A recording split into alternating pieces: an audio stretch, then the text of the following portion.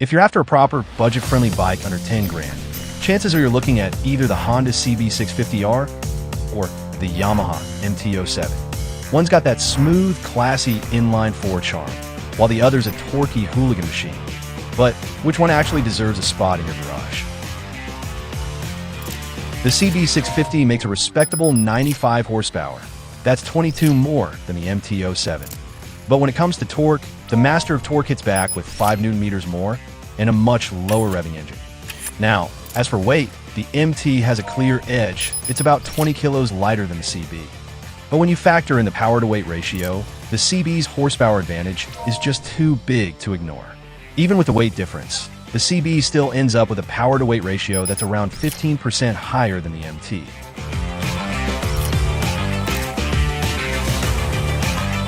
The CB's strong top-end power comes from its inline-4 engine, while the MT gets its torquey character from a parallel twin with a 270-degree crank.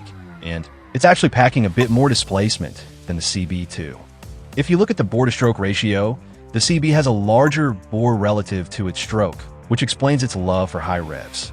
Compression ratios are pretty similar on both, and they both use conventional double overhead cam setups with spring-actuated valves. Power is sent to the rear wheel through a 6-speed gearbox with a slip and assist clutch. Now, both bikes also come with their own take on automatic transmission tech.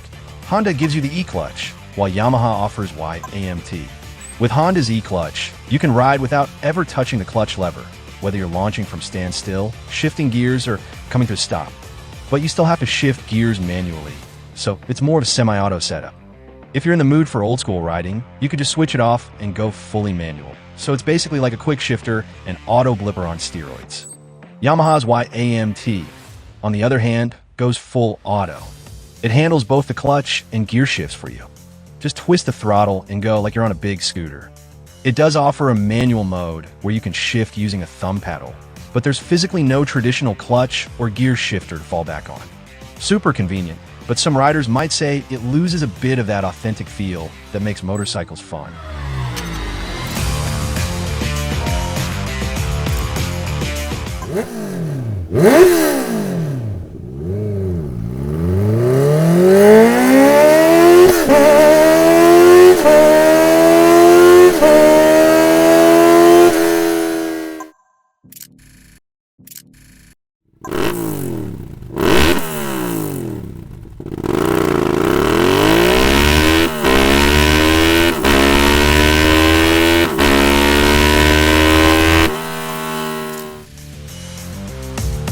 Alright, so when it comes to electronics, this one's a clear win for Yamaha.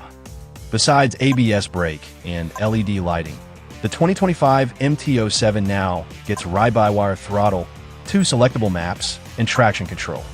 Meanwhile, the CB still doesn't have ride-by-wire, even though it does offer adjustable traction control. Quick shifters are optional on both. Honda's E-clutch system is optional in Europe, though in some regions, like the US, Honda only sells the CB bundled with E-clutch with no base model option. As for YAMT, Yamaha Motorsports hasn't announced the tech for the MT in America, so you can only have it with a manual 6-speed transmission. There's cruise control on the MT, but unfortunately, only if you go for the YAMT variant. Both bikes now come with TFT displays and Bluetooth as standard. Honda gives you 4 color options on the CB, though the differences are pretty subtle, mainly changes to the tank color. You've got candy red, matte black metallic, matte green metallic, and gray. As for the MT-07, you get 3 options: gray, blue, and black. Chassis-wise, the MT gets some solid upgrades for 2025 that finally bring it on par with the CB. You've got a steel diamond-type frame,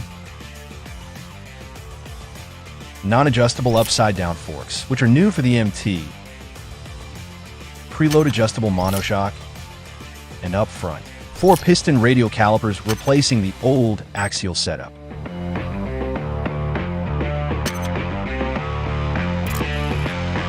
Tire sizes are identical on both bikes, and while the CB comes with a bigger fuel tank, it also burns a bit more fuel than the MT. The CB's seat height is just 5 mm taller, and ground clearance is identical at 150 millimeters. But the MT has a shorter wheelbase by 55 millimeters, and when you factor in its steeper rake and lighter weight, it definitely feels more agile and nimble. That said, the CB is physically a bit larger, so it might be a better fit for taller riders. It also has a slightly more lean-forward riding position compared to the MT, but still very comfy and ergonomic overall.